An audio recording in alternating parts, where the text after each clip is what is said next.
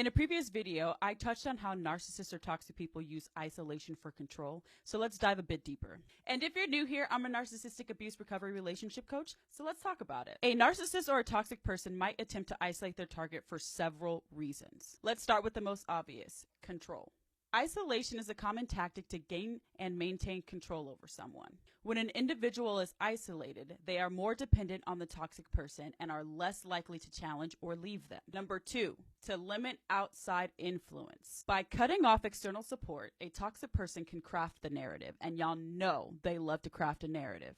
The target has fewer sources of information or perspectives to counter the manipulator's views. They don't want y'all to be smart.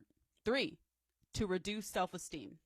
The more isolated someone is, the more likely they are to feel lonely, depressed, and have reduced self-esteem. Unfortunately, this makes someone that much easier to manipulate and control. Number 4, minimize chances of exposure. If the target is isolated, there's a less chance they'll talk to someone who might identify and call out the toxic behavior. Because y'all know they hate when you call out their toxic behavior. Number 5, create dependency. When someone is isolated, they become more reliant on the toxic individual for emotional, financial, or other forms of support. This dependency can make it difficult for the target to leave or stand up to that person. 6, gaslighting is easier.